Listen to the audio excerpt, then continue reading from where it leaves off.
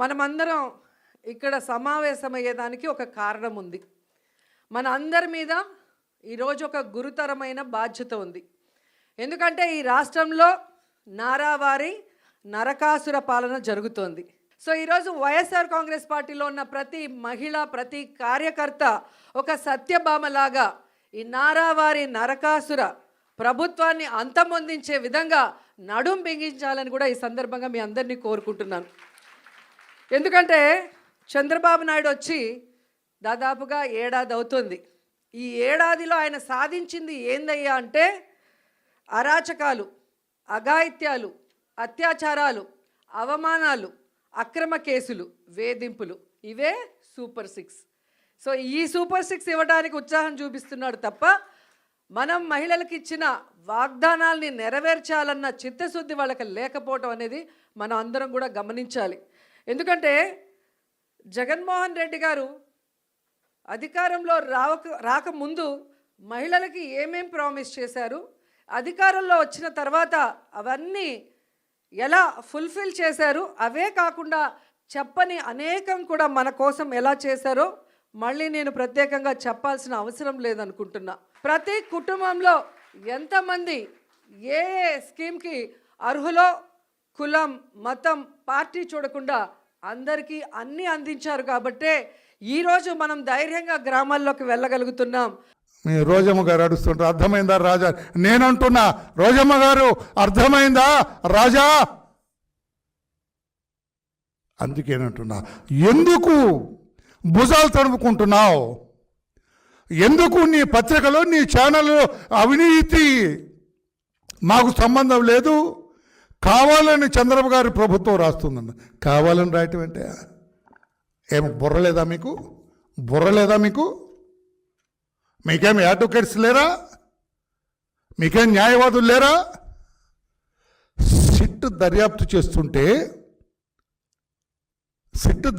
చేస్తూ ఉంటే first remand రిపోర్ట్లోనే దే హ్యావ్ క్లియర్లీ మెన్షన్ 3,200 కోట్ల రూపాయల అవినీతి జరిగింది, ఇంకా దర్యాప్తు పెండింగ్లో ఉంది.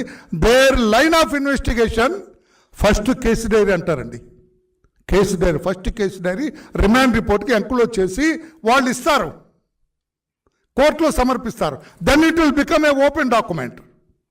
అర్థమయ్యేటట్టు చెప్పాలి, రాష్ట్ర ప్రజలకు కూడా తెలియాలనే ఉద్దేశంతో నేను ఈరోజు ముందుకు వచ్చాను. అసలు సిట్ దర్యాప్తు చేస్తుండగా మేము మాట్లాడకూడదు అనుకున్నాం. అయినా కూడా రాష్ట్ర ప్రజలు ఆ పనికిమాలిన పత్రిక, ఆ పనికిమాలిన ఛానల్లో మాట్లాడుతుంది. ఒకవేళ నిజమనుకుంటారేమో, కాదు, అబద్ధాలు ప్రచారం చేస్తున్నారు వాళ్ళు అని చెప్పాలనే ఉద్దేశంతో మీ ముందుకు వచ్చాను నేను. లిక్కర్ స్కామ్లో 3,200 కోట్ల రూపాయలు అవినీతి జరిగింది. సిట్ దర్యాప్తు చేపట్టాము. ఈ కసిరెడ్డి అని అతన్ని మేము అరెస్ట్ చేసాం, అంతా తానే అని వాళ్ళ కేసు డైరీలో మెన్షన్ చేయటం జరిగింది. కసిరెడ్డి నిర్దోషి అంటుంది జగన్మోహన్ రెడ్డి గారి వాయిస్. ఏవండి పాత్రికేయ సోదరులారు, మీరందరూ కూడా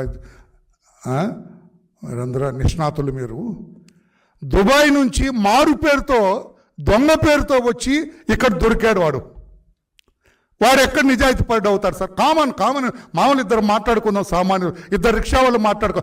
మారు పేరులో విమానంలో ప్రయాణం చేసి దుబాయ్ నుంచి ఎయిర్పోర్ట్లో ఎవరికి దొరకకూడదని వచ్చిన వాడు నిజాయితీ పడ్డా జగన్మోహన్ రెడ్డి గారు మీ ఉద్దేశంలో?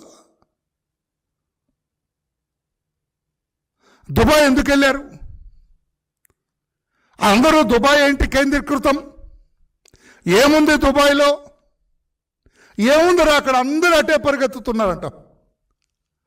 సునీల్ కుమార్ దుబాయ్ వెళ్తాడు ఎవరికి చెప్పకుండా, కసిరెడ్డి దుబాయ్కి వెళ్తాడు, బాలాజీ గోవిందప్ప దుబాయ్ కేంద్రం, ధనుంజయ రెడ్డి గారు ఆ భార్య అక్కడి నుంచే బంగారం కొనుగోలు చేసి ఇక్కడికి వస్తారు. ఏముందయ్యా దుబాయ్లో? ఏంటి దుబాయ్ ఏంటి? ఏముంది దుబాయ్లో? అది కూడా దర్యాప్తు జరుగుతుంది. దుబాయ్లో దర్యాప్తు జరిగితే రాజా, అటు సిట్ దెబ్బ, ఇటు దుబాయ్ ప్రభుత్వం దెబ్బ. దుబాయ్ ప్రభుత్వం ఊరుకోదు కదా సార్. నువ్వెవడరా ఇక్కడ తెచ్చి ఇక్కడ పెట్టావేంట్రా నువ్వు ఇంత ఎక్కడదరా ఇది నీకు అని వాళ్ళు ఎంక్వైరీ చేస్తారు కదా. అటు చెంపదెబ్బ గోడ దెబ్బ రెండూ తప్పవో రాజా అని నేను తెలియజేస్తాను. నేను ఎవరి పేరు చెప్పట్లేదండి. రాజా అంటే మీరు ఎవరైనా ఊహించుకోండి. ఎందుకు నువ్వు నీ పత్రికల్లో ప్రజల్ని తప్పుదారి పట్టిస్తున్నావు? వాళ్ళు దర్యాప్తు చేసిన నిష్ణాతులైన అధికారి బృందం దర్యాప్తు చేసి కోర్టుకి వాళ్ళు రికార్డు సమర్పిస్తూ ఉంటే నీకేదన్నా అవి నిర్దోషుల్ని పోలీసులు సిట్టు రూపేణా అరెస్టు చేసి అనిపిస్తే court document is open, remand report ఉంది, కేసు డైరీ ఉంది, నువ్వు వెళ్ళు. ఏ కోర్టు అని నీకు సంధిస్తుందా? 100 కోట్ల రూపాయల స్కామ్ జరిగితే ఢిల్లీలో సిట్టింగ్ ముఖ్యమంత్రి అరెస్ట్ అయినాడు, పెద్ద పెద్ద నాయకులు అరెస్ట్ అయ్యారు, ప్రభుత్వమే. ఇది 3,200 కోట్ల రూపాయలు. ఇంకా పెరిగే అవకాశం ఉంది. ఇంకా పెద్ద పెద్దలు తగిలితే ఇంకా పెరిగే అవకాశం ఉంది. దీన్ని కోర్టుకు అర్థమైంది, న్యాయస్థానాలకు అర్థమైంది, గౌరవ జడ్జీలకు అర్థమైంది. ఈ కేసులో ఉన్న పస